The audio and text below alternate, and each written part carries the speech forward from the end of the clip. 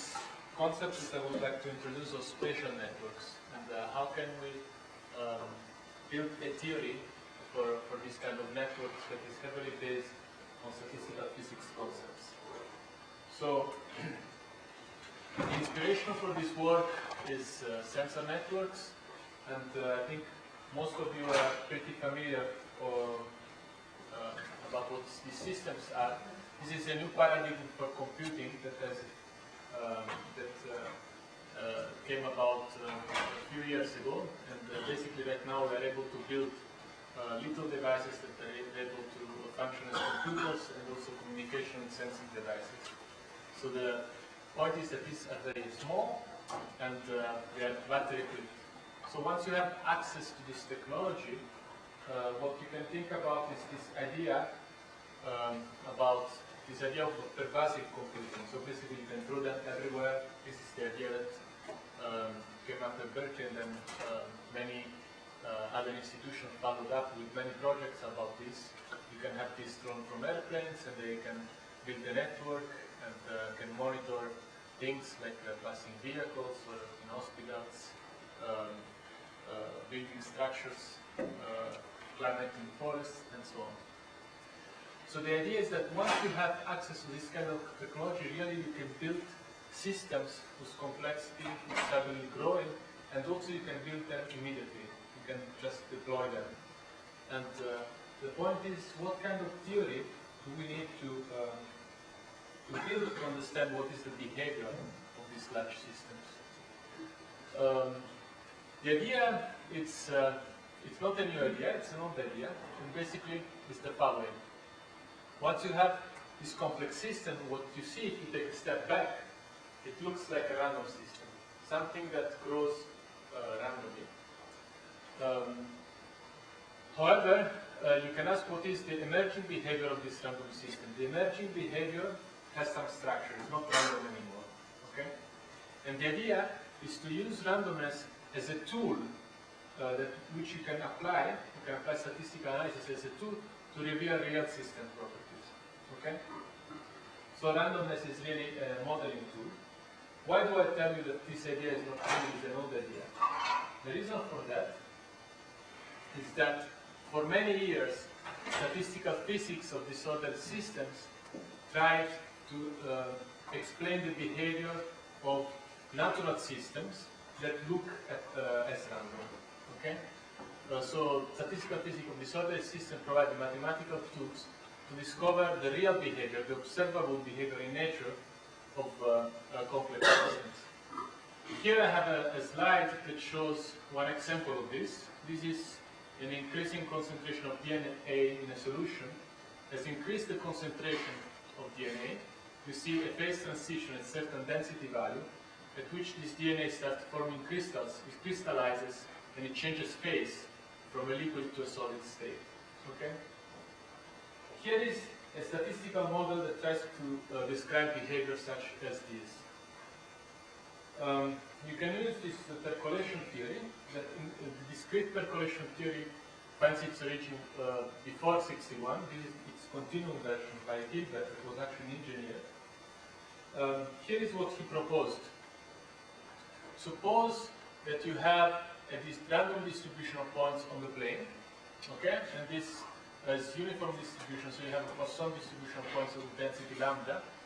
And for each pair of points that are within range of each other, you draw an edge, okay? And you form a bond between these 2 points. And look for the connected component in the graph theoretic sense of these points, okay? The parameter of this mathematical system is the density of the random Poisson point process. What you can prove, one of the first properties that you can prove is the following, that depending on the density lambda of Poisson point process, there is a phase transition at lambda c, where lambda c is non-trivial value between strictly greater than 0 and less than infinity, and you can compute bounds on lambda c, at which the probability of having an unbounded connected component on the whole plane, this is the Poisson process in 2 dimensions, jumps from 0 to 1. Okay? If you want to look at what is the probability that one point x is part of the connected component, these two statements are equivalent, namely the probability that one point is in the connected component, in the abundant connected component, becomes positive at lambda c. Okay, as soon as this becomes positive, this becomes 1. You can go back and forth by the codicity, basically. Okay, so this is one of the main theorems, and here is how it looks like on a simulation example. Here I have indicated connected components of these points that form bonds with the same color. And you see that on the left you have below criticality, so you have disconnected components, and there is a phase transition at lambda c, so when lambda is greater than lambda c, and you can estimate this either by providing analytic bounds using statistical analysis or by computer simulation.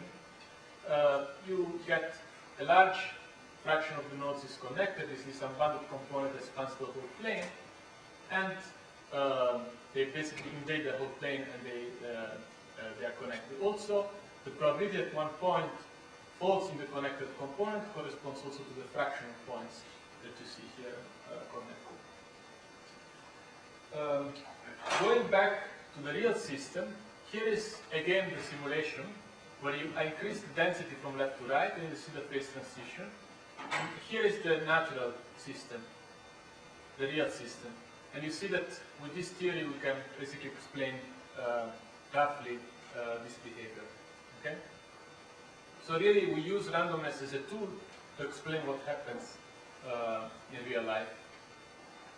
This has been the favorite toy of mathematicians and physicists for many, many years.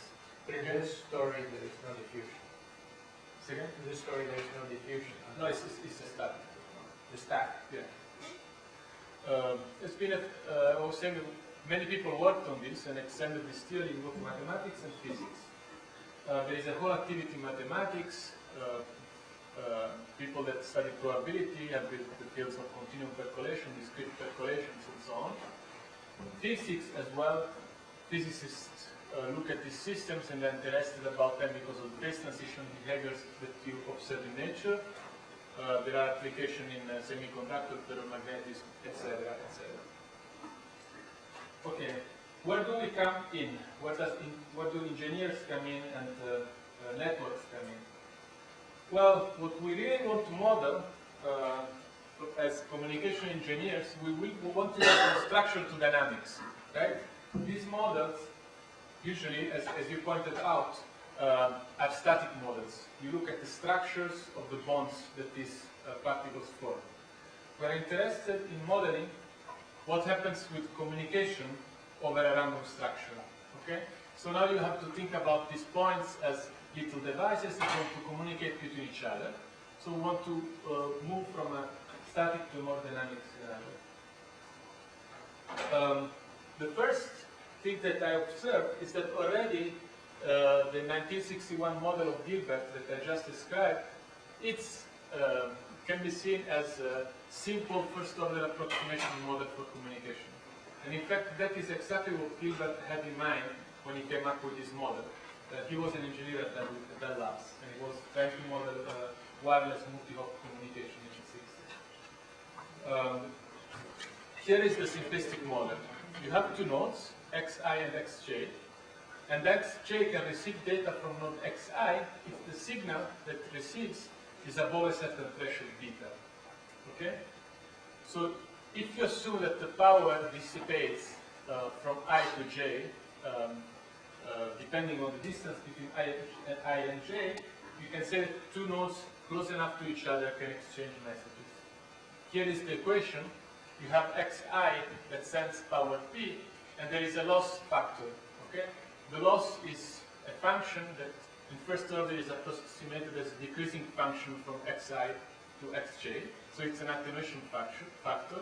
You compare this with the noise. If it's higher than a certain threshold, you draw an edge, and the nodes can connect. In reality, it's not so subtle, right? See? In reality, it's never so subtle.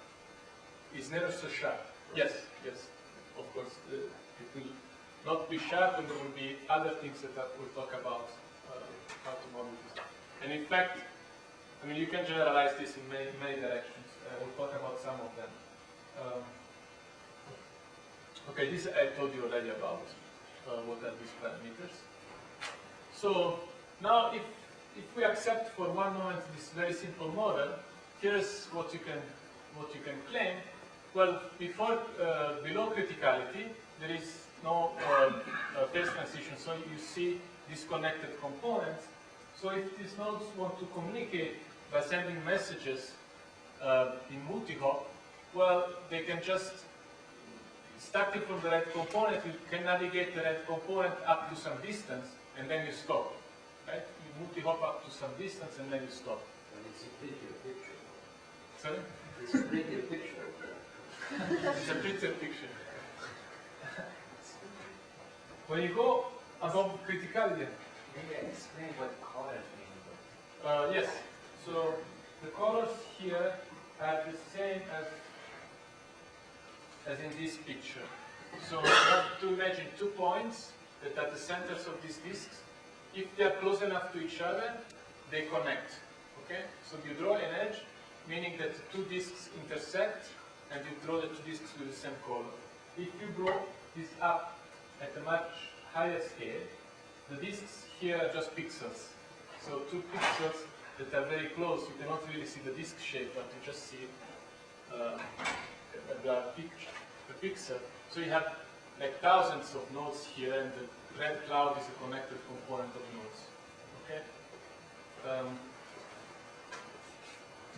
So I was saying the connected component, then above criticality, you start multi-hop messages between these little pixels, and you can draw, you can send information arbitrarily far away above criticality. That was with Gilbert's pain, that you can, above criticality, you can send messages arbitrarily far away. Let's see if I take the density even higher, what happens. Well, if I take the density goes to infinity, it seems to me that these paths are, you have more and more independent paths. And I can draw as much information as I want. I can send, everything is connected eventually, right? So, what is the catch of this model? There is a very simple catch that this is not capturing, right? That it is interference effects. If you add more and more nodes, then they're going to interfere, these paths are going to interfere between each other, and it's not really true that you can have all of this information at the same time, multi-hop at the same time. So let me do one simple first step to make this model slightly more precise. And the point here is that communication range is really different from connectivity. Okay? Why? Because wireless is shared medium, so even nodes in close range might not be connected. There is no really notion of a link between 2 nodes that are close by. Why? Because there might be other nodes around the receiver that are creating an interference footprint that does not allow these 2 nodes to communicate even if they are close enough to each other. Okay? So the first question is, how does this limit communication? How can we change the model a little bit to take into account interference? So let's talk about signal to noise plus interference ratio model then. So I have an I here, and this will become mathematically from independent percolation to dependent percolation model. So let's see what does this mean. Again, we have our favorite nodes xi and xj. And now we say that xi can receive data only if the signal compared to noise plus interference is higher than a certain threshold. Okay? So here is the equation that I write. The power that xi sends is attenuated by loss factor, a loss function. You compare this by the noise, plus the sum of all interferences of all other nodes k that are transmitting and are interfering at the receiver j. Okay? And I ask if this is greater than beta, then the nodes can communicate. And here you notice that I have an interference reduction factor here. That will be the key to prove the phase transition in this case. Now, what is this interference reduction factor? From the mathematical point of view, it will be just a factor that the mathematician says if you want connectivity, you have to play with this factor, and you have to reduce interference below a certain threshold. Then it's up to the engineer how to come up with this, with a scheme that reduces this term down here.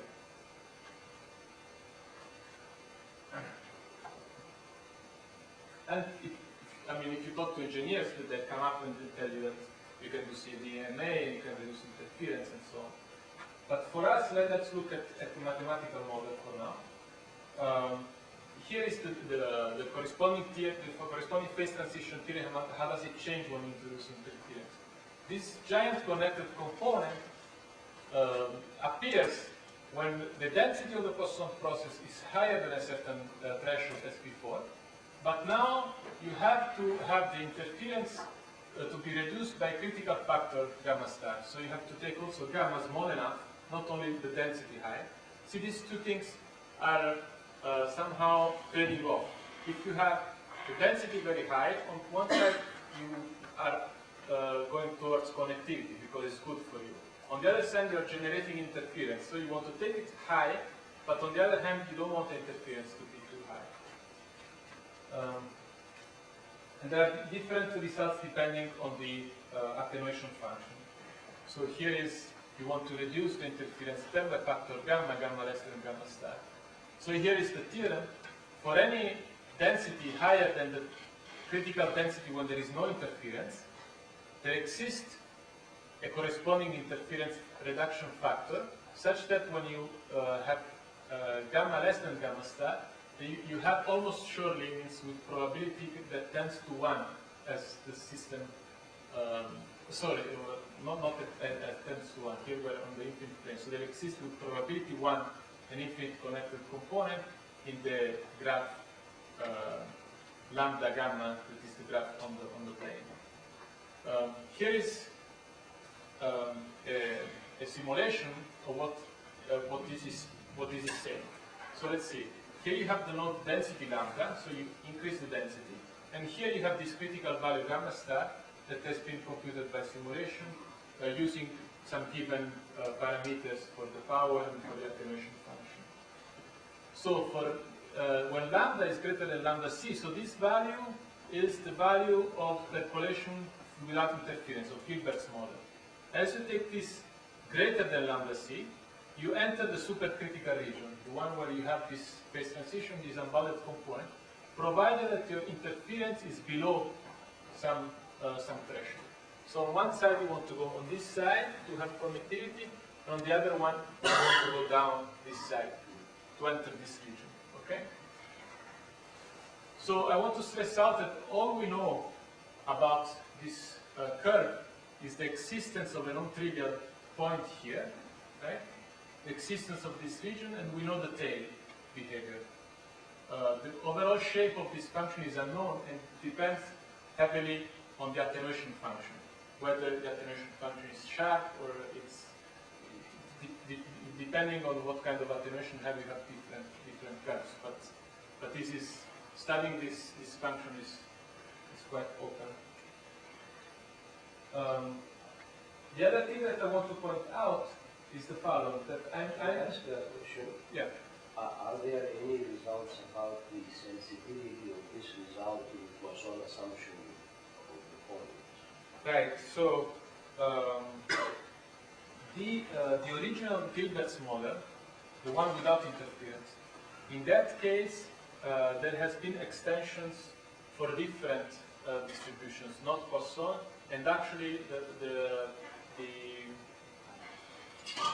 there are quite few extensions. I think that as long as you have stationarity, there is also the random connection model that is much more general than Poisson connectivity. So in that case, there has been work. In this case, this is signal to noise plus interference ratio graph is pretty new kind of model, and therefore all that has been done is for Poisson. The other thing that I want to point out is for this model, what is interesting from the engineering point of view is that you can model interference. Now, from the pure mathematical point of view, why is it interesting? Because now, while before in continuum percolation you have the 2 points are connected if they are close enough to each other, This means that there is independence in the model. The 2 points are connected depending only on their position and independently of the other points. This is a model with a lot of dependencies inside, because now 2 points are connected depending not only on their random position, but on the random position of all other points on the plane. And therefore, you have to dominate these dependencies, and that's where all the mathematics comes in when you want to analyze such systems. Do you know if there's anything like this for situation other than 2D? So I think so. For Hilbert's model, it generalizes to the dimensions. I'm sure that it generalizes to the dimensions. Most of the results are for the dimensions. This model, I think, also generalizes to the dimensions. But a picture like this, that's really. That's the power of the Poisson process, is that even if you are in a higher dimension, you still have one parameter that is the density, which is defined on the interference model.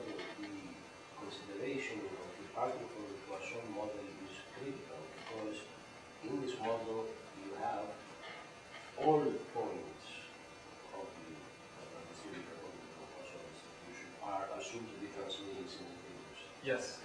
Yes. And of course, in any real system, you have to do some kind of scheduling at a minimum between reception and so you will destroy the Poisson. Exactly. However, I will show in the next model that if you do this scheduling, maybe you can still assume a Poisson distribution of points, and then we'll see if we can change the connection rule to account for the scheduling of the time sharing of the channel. I will do that next.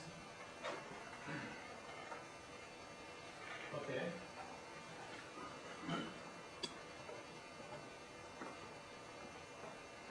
Okay, so here's the bottom line of this, is that when you have an ideal network with perfect interference cancellation, this is the independent percolation model of Hilbert, there is a phase transition at lambda c.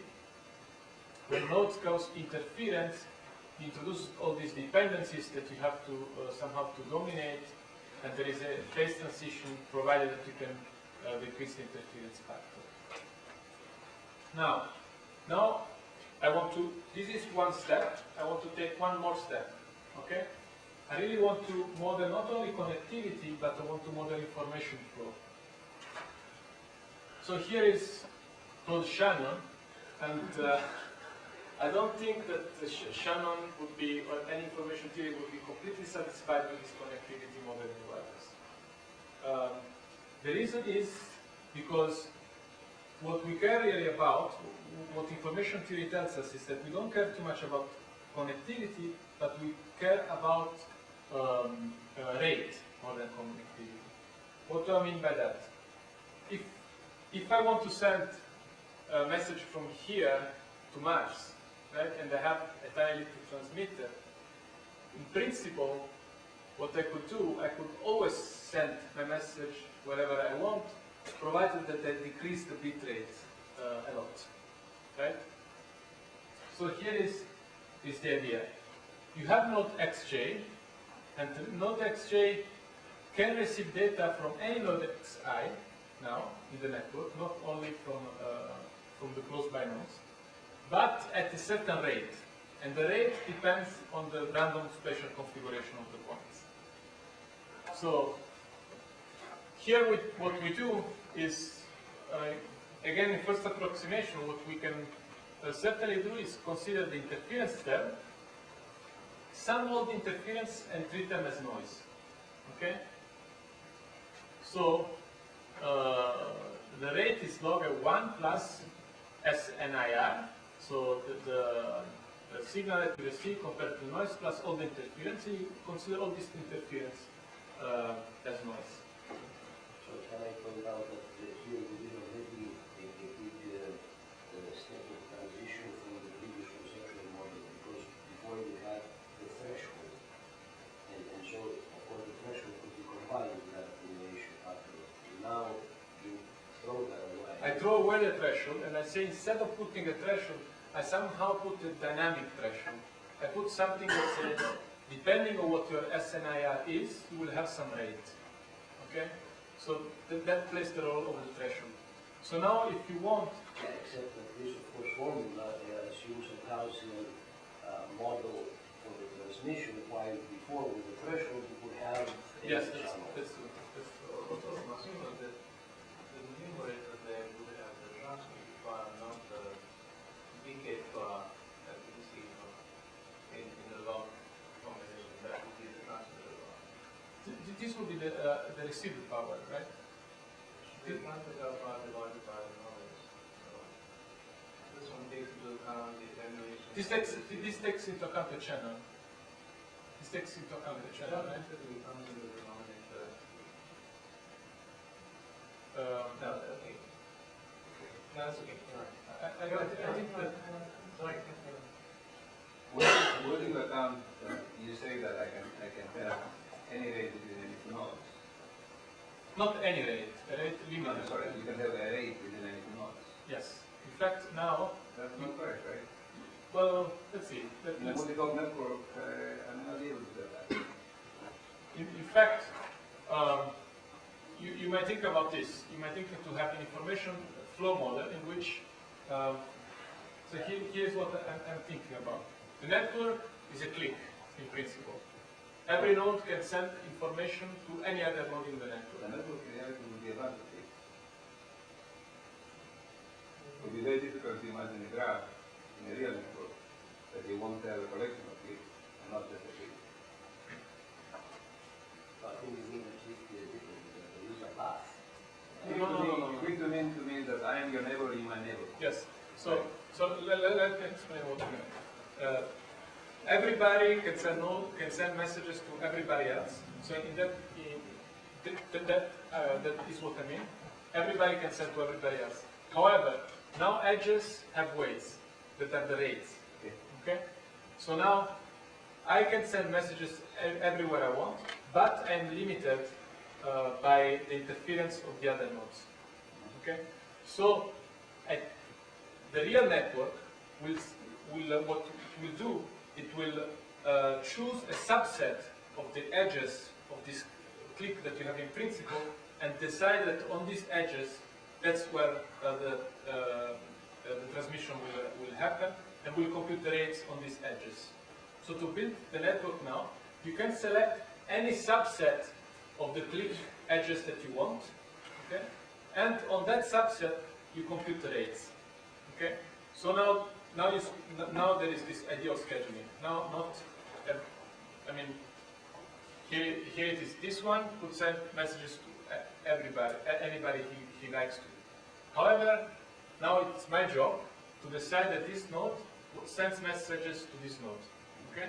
When he does that, he has to account all the interferences of other nodes transmitting, and I have decided that this node sends messages to this node, and this node sends messages to this node, and so on. And I compute the rates in this way. So I built a network starting in principle from a complete graph. Okay? But then from this complete graph, I decide which are the links that I'm using at that given time. Okay? And for each link, I have a rate. Is that? But the picture is going to be a lot of more time varying, right? This is a snapshot that I of course. So the nodes that they actually communicate, the nodes for which you have paths, actually you don't have a single path, you have many paths. Whereas that picture will change with you. Over time, yes. But yeah, but it is, it is now your job to, in principle, you can have at any given time instant, you can have a network, and it is your job to say which are the links that you're using at that time. And once you have done that, you have each link is labeled with the rate. Of course, this constrains the space of solutions because it eliminates the relaying in multiple hubs. You can still consider relaying. The reason for that is because you can say at this time instant there is these links are working, and these are the rates on these links. Next time instant, you have another hop, and you take into account the next hop. Yeah, but we lose track of the specific messages that follow the specific paths. We are talking about a generic one slot to another slot, right? So in one slot you activate this, you usually see. Yeah. So imagine that now I consider multi-hop. So imagine that instead of this picture, imagine that now I kind of draw a grid of edges. So now I decide that I will use this grid. This grid will have, each edge will have some rate, and then I can do multi-hop on this grid and compute what the rate is. And the rate will be mismatched, and there are questions of underflow, overflow. Yeah, and then you have to compute these things. In fact, I'm going to show it to you just next slide. So now what I want to do is, so let's see if this becomes clear, otherwise we go back. What I want to do is to exploit the random structure that I know that it arises from the static model, and I want to exploit that in this dynamic configuration. So what do I do? Here is, in the static structure, I can use the percolation theory results. So I consider a square now, that is side square root of n by square root of n, and I consider some distribution of points inside the square, and then I will take this side length to go to infinity. Okay? It's the same if you consider a square of side 1 and you have infinite number of nodes inside. That's exactly the same. Now, as n goes to infinity, the percolation theory results will tell me that the random node superposition will reveal some structure.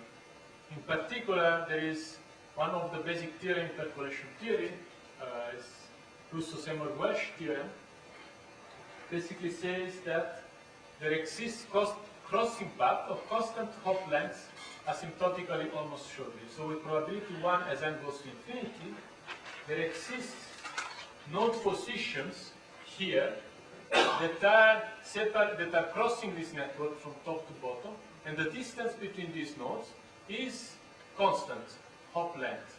Okay, there is constant hop length distance at which you can traverse this network. Okay, this is quite remarkable because you see that this is when n grows, right? There is a critical range RC that is a constant by which you can find constant hop lengths. Constant hop length or less than RC?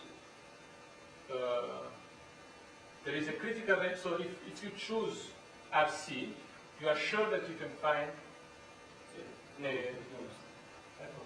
at most RC. At most RC. So if you choose RC, you're sure you can multi-hop like this. Okay? This is the result I want to use. So random node position reveals structure. So once I have that, how can I use this to go to the information flow model? You see that now I'm building the graph little by little. Here it is. Not only that, this one even tells me even more. Not only there exists one path, but with just a little bit of work on top of this, you can show that there are many independent paths, so paths that are disjoint. Okay? Disjoint paths that cross this network. This is still possible, correct? Still possible.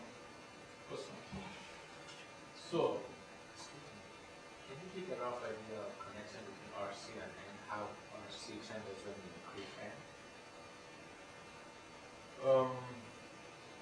Does the theorem says anything? Okay. So RC is the equivalent of lambda C that I talked about before. Right? Lambda C and RC are related. Right? It's 1 over RC squared, lambda C. Because RC is basically the critical distance. If you enlarge the distance, right, you are scaling the picture. But it is only for any infinity. This is asymptotic. Yeah, it's asymptotic. With probability 1, you can find this path with probability 1 as n goes to infinity. Okay?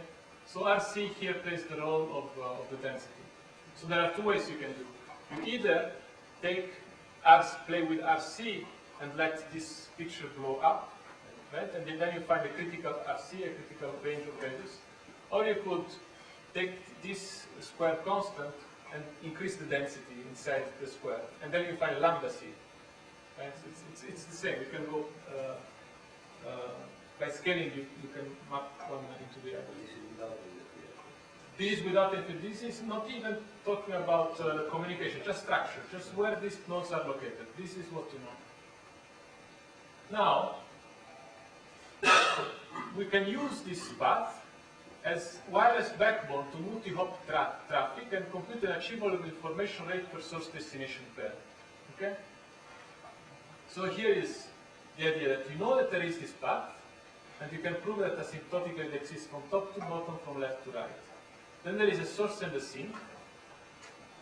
The source may send its first message to connect to this, I call it this the highway, just like we use the highway system. We enter the highway at some point, and then we transport our information multi-hop along the highway, and we know what is the distance here, it's constant. We have a bound on that. And up to the exit point, you want to deliver the information to the sink. Okay? And you want to do that for every source destination pair in the network.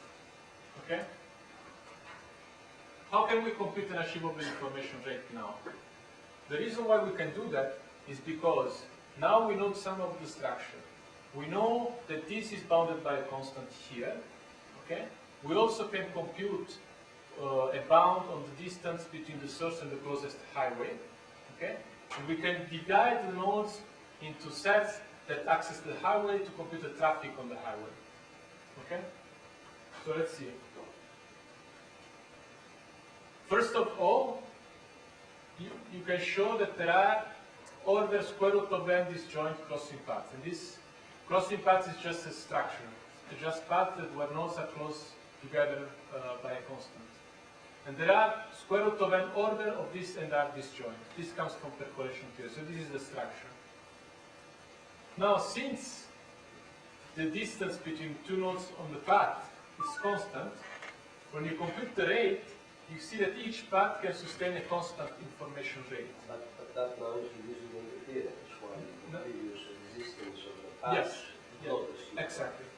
So how can we be sure that now this is usable? You have to prove this. You have to go in the path, put your bound here, write the interference term, the sum. You have to bound that sum in the denominator, and you have to show that the rate comes in is constant. And you can do that. You can have an argument and a proof to do that. Details are in the paper, but you can prove that each path can sustain a constant information rate. The rate is defined by that log formula? Yeah. The rate is defined by that log formula.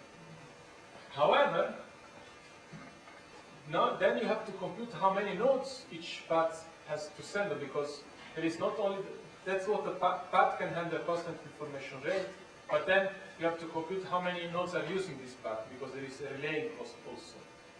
So what you can do is to say that you divide this square into strips of constant length, and there are order square root of n nodes in each strip with a high probability. The probability tends to 1.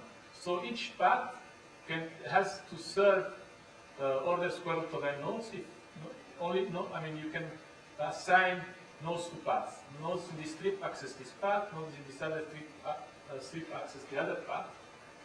So if you have that the path can sustain a constant information rate, that requires a proof, and you can easily prove that each path has square root of n nodes. The per node bit rate along the path is 1 over square root of n. This is like Kumar's. Exactly. Yeah. Exactly. And the beginning here seems to be the same, right? Second? All the nodes, all conditions, all links have similar Yes. properties. Yes. Same power Very transmitted. uniform. Everybody transmits the same power. Not just the power, the loss function, everything. Loss function, everything. Yes. Which is very first order approximation. You don't have fading. You have isotropic loss. And and, you know there are direction. papers that they estimate local power coefficient and all the stuff, different conditions. Yeah. Right? Yeah. Even the simple model here to the minus x divided by h, that's not constant either. Yes, because you can add the fading coefficients on top of that. Now this is per node bit rate.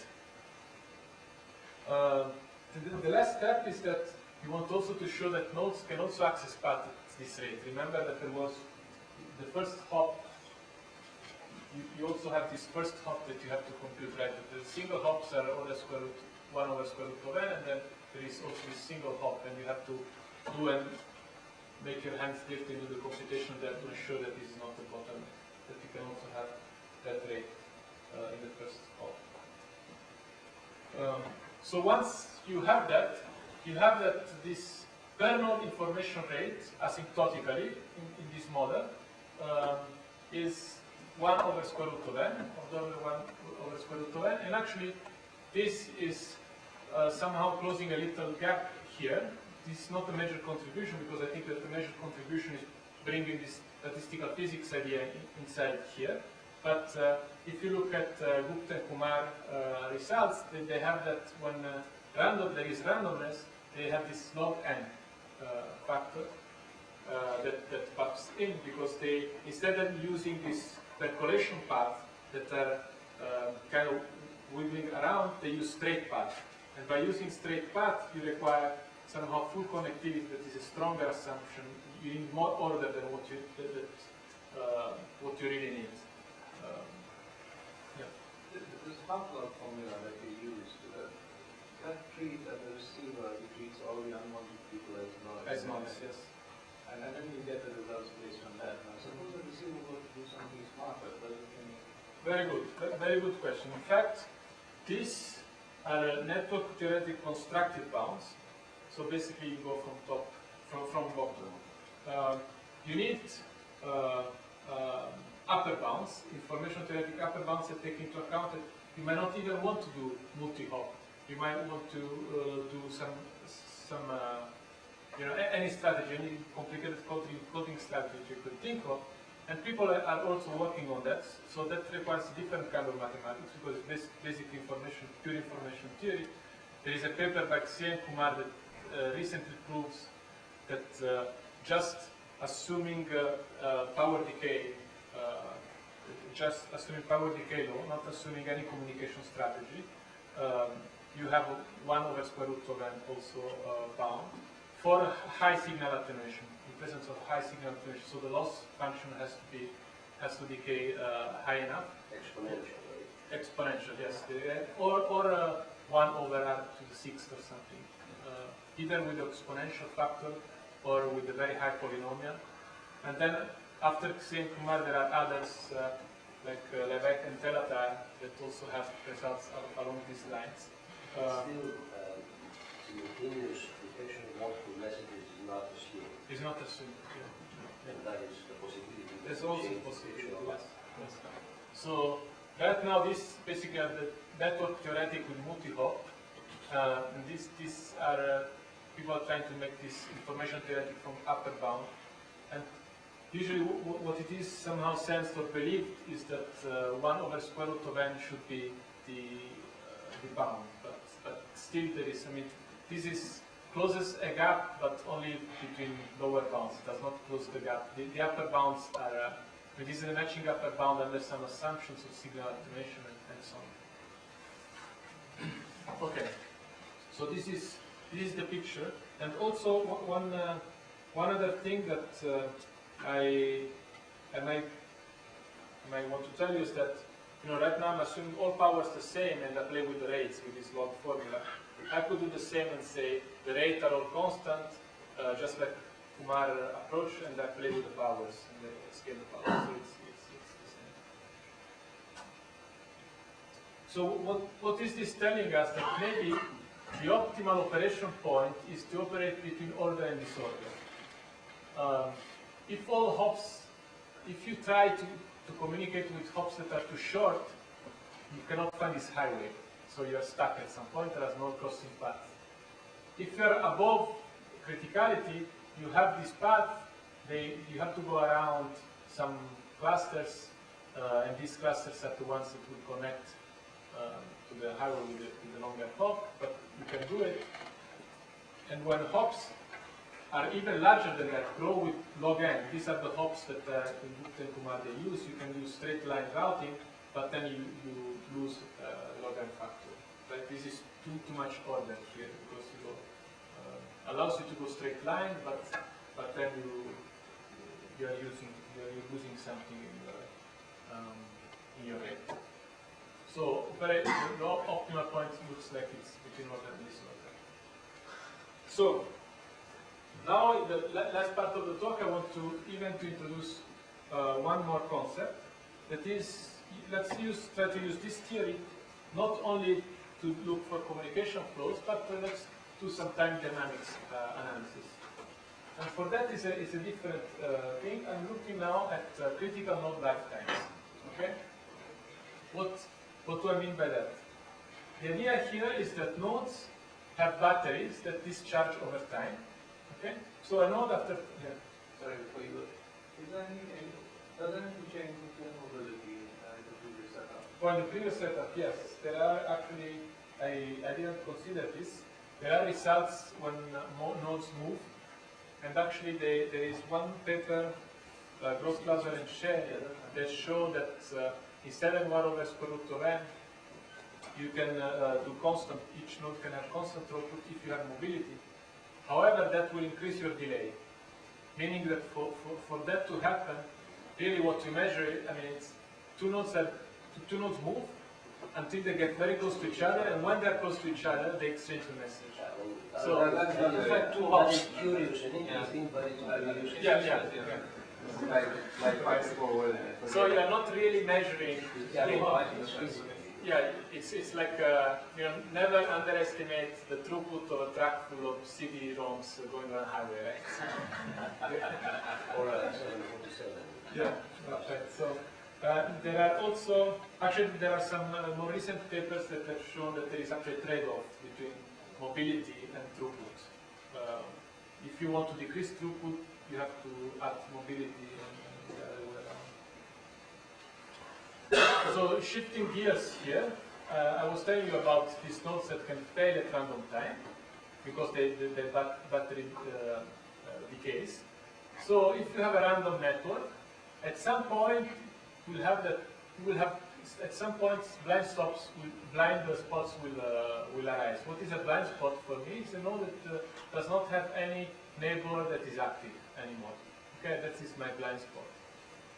And my question is, it looks reasonable to me that if these nodes fail at random times and are more likely to fail as time increases, if I look at the network, there should be some notion of critical time at which these initially everything is connected, and then suddenly you start seeing these blind spots. And I want somehow to characterize that. When does this happen? So now notice that I have introduced an additional source of randomness. I have a random connection network that is a random graph, okay, that I construct in some way. And then I have another source of randomness that are the random failures. So two sources of randomness. Random failures are at the nodes. I will look at two random networks. One is the random grid, and one is the Poisson-Boolean model that is similar to Gilbert's model that we discussed before. So just as first approximation. And for random failures, this is what we'll assume. I will assume that Ti is the failure time of node I, and all nodes have the same probability, failure probability distribution. So essentially, Qn of T is the probability that the node is still alive at time T. But this is not a reasonable model and drainage, because that is connected to usage of the traffic that you transmit, so it's not random. The range of the nodes will depend on the usage. Oh, okay, because I will put here the probability that a node fails. I will put this to be like e to the minus t over tau, where tau is the time constant of the battery drainage of the node. So what you are arguing probably is that this tau is not equal for all nodes. No, but it's not deterministically connected to the rate at which you communicate or power that you transmit. So then one issue here is that there's an energy profile on the node according to usage, and that's time varying also. And whatever you do in the control of the network, you should respect that energy profile as well. Right. So I mean, this. I agree that this does not capture that not all nodes are equal. What this says basically that nodes fail at random time, and this time might be more likely to fail as time passes by. This is what is basically. It may be a battery failure node that isn't that, I'm not sure. In other words, but if you try to succeed with energy, that's where the objection gets. You don't get the objection that you just got. Okay. So let's look at random grid first. So right now I have no failures, just a random graph. The way you construct a random graph is that you have a random grid, and for each edge you decide whether the edge is present or not by flipping a coin, and independently with probability p you draw this edge. Okay? So this is called the discrete bond perforation model, and the result of that is that you get a random graph out of that. It is independent, each edge is independent. So first of all, we look at this model for without failures. So there is this idea of Poisson approximation using Chern-Stein. What does it mean? It means that if I take the probability of drawing an edge, and I scale this with the system size, as usual, and I let them tend to 1, the probability of having an isolated node becomes a rare event. The probability that the node is isolated is roughly 1 minus Pn to the fourth, with some boundary conditions. I mean, it's 1 minus Pn to the fourth for the node in the center. On this node will be 1 minus Pn squared, but it becomes rare. And most of these are independent. Not all independent, but this is dependent on this, but if they are far enough from each other, these events are independent. So you expect some kind of Poisson convergence of the number of isolated nodes in the network as n goes to infinity. And you can make this more formal using Chern-Stein convergence in presence of dependencies. And what you can show is the following. Okay, this is just a restatement. The sum of many low probability, mostly independent indicator random variables converges to a Poisson distribution. But the formal theorem is the following. If the scaling of the probability of an edge is 1 minus c over square root of n, then the number of isolated nodes in the random grid converges in distribution to a Poisson random variable parameter 6 to the 4. Okay? You can prove this with this statistical technique called Chern-Stein Poisson approximation method. Let me skip the idea of the proof here. But now let me add on top of this the random failures. Okay?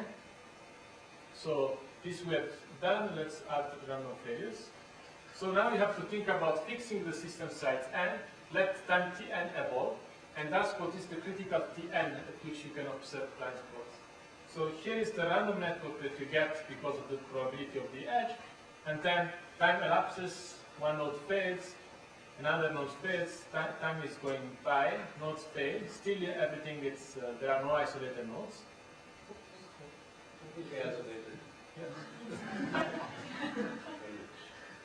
I have no idea what happened. You use it too much, but no.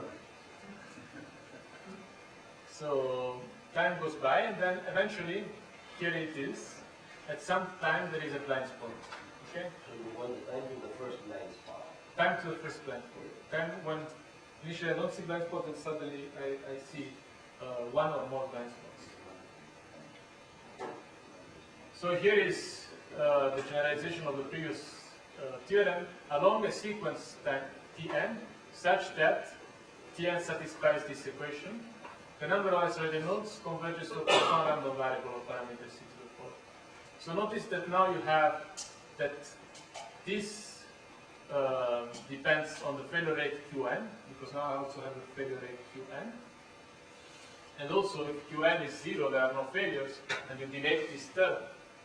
Up here you have the same scaling as before. Fortunately, mathematics is precise and you get the previous result. So, what happens here? Now I can specify a Qn of Tn, and I can get a critical time out of that, right? If I assume, for example, this is what I was thinking, Qn is 1 minus e to the minus t over tau n, meaning that as time elapses, it's more likely that the node fails. Of course, you can choose any function in here. You just have to plug it in and do the algebra. But this is what I was using, but you can use a different function. You plug it in and you find the critical time scale at which you start observing blind spots, and this comes to be minus Tn log of this quantity. Now, let me do some observation of this. Look at, if I choose Pn equal to 1 minus c over square root of n, this means that log here, log 0, is log 1 is 0, so Tn is 0. So what it is saying here is that you are right at threshold. If you choose this scaling, right, the network is barely connected, it just become connected. As soon as I go there and I delete one node, it has a blind spot. However, if Pn tends to 1 at a higher rate than the numerator, the critical time increases. What it means is that the network is more connected to what you need, and it can sustain some failures. You can go there and delete some node without having any blind spots coming up. Very similar results hold for the Poisson Boolean model. Here you have an area, you have Poisson distributed throw points, density 1. You connect them if they are within range 2i. We have talked about that. The only thing is now the area is scales with n. And the theorem, the first theorem is has been already proved by Penrose. Basically, now you're looking for the critical radius. Before it was a critical probability of edge. Now you have a critical radius. Here there are no node failures. So the critical radius for connectivity here, for convergence to Poisson, is log n plus alpha. So this means that if you as you increase the system size, you enlarge your radius as log n, then the number of isolated nodes converge to a Poisson distribution e to the minus alpha. And notice that from this, you can also see that if you don't want any isolated nodes, then I mean you can generalize this with alpha being a sequence, and then the probability of no isolated nodes is e to the minus alpha, which is 1 if alpha. I mean if alpha tends to alpha, and therefore the isolated nodes disappear when alpha n tends to infinity. Essentially, this alpha n plays the role of C. I mean, this alpha plays the role of C in our case. In our case, the Cn should go to 0 if you don't want any isolated nodes here. Alpha n goes to infinity. But this is not the main point. The main point is that also here you can do analysis of the time scale. And you have here that the times at which, if at times Tn you have this relation, then the number of isolated nodes converges to a Poisson random variable, and therefore, again, I plug my favorite function and I find the critical time scale. Exactly the same considerations apply here. If you choose the radius right at threshold, the critical time is 0. If the radius diverges faster than the threshold, it means that you are enlarging the radius at a faster rate than to have full connectivity, so you are basically having a lots of connections because the radius is growing faster than what is needed for connectivity, and you can sustain some failures. These are some previous papers that looked at this problem. The first one looked at the case where Q is constant, so the failures are not even, I mean, you already criticized my simple assumption. This is even worse. Everybody has the same. We can recover, of course, this result if our function here is a constant. And these guys use exactly the same function that we have Qn of t. However, they don't use Chern-Stein convergence, and they prove that very complicated. They have a lot of unspecified order terms around, so they are not very tight results, so they cannot recover this case. But they use also the general Qn of Tn that we have. So as a conclusion of this talk, my main point is that my research is to look for system theory of large-scale networks, and to do that, my idea is to use this spatial stochastic networks theory, which comes from probability theory and statistical physics, and it's interesting. I'm interested in making this one of the core disciplines in engineering. Since we have now the technology of building these systems, we also have to develop the theory to understand how they behave, and this requires graduate students to not only to study control theory and networking and information theory, but somehow to go across discipline and start looking also at statistical physics results. Main comment on phase transitions is that they are a fundamental effect in engineering systems with randomness, just as they are a fundamental effect in natural systems, you also observe phase transition in engineering systems. And often, since you are interested in operating the engineering systems, often the optimal operation regions might be found on the boundaries of this transition. So that's why it is important to understand where are the boundaries of this. And the final remark is that all of this is constructing mathematical models to understand what we build. Well, physicists are concerned with nature. We build mathematical models to understand what we build. And once I asked a mathematician, why do you spend all this time to understand the critical behavior? It is exactly this, it's exactly that, it is a power law and so on. And his answer was, because that's what we observe in practice. I don't want to understand why nature works this way. And in a similar way, we can, you can think about the statement of this philosopher. I think this is open for discussion. Thank you very much. Any questions? Yeah. So, going back to the early part of your talk, we had this discussion in terms of these percolation paths, this curvy percolation paths. Now, what do you know about some sort of density of these paths? Is there some information about that? Yes, so what I was saying is that what we know is not only that you have, so at criticality, as soon as you are above criticality, there is at least one path, discussing the method. Then you can take your parameter, the density in that case, just slightly higher than criticality. As you take it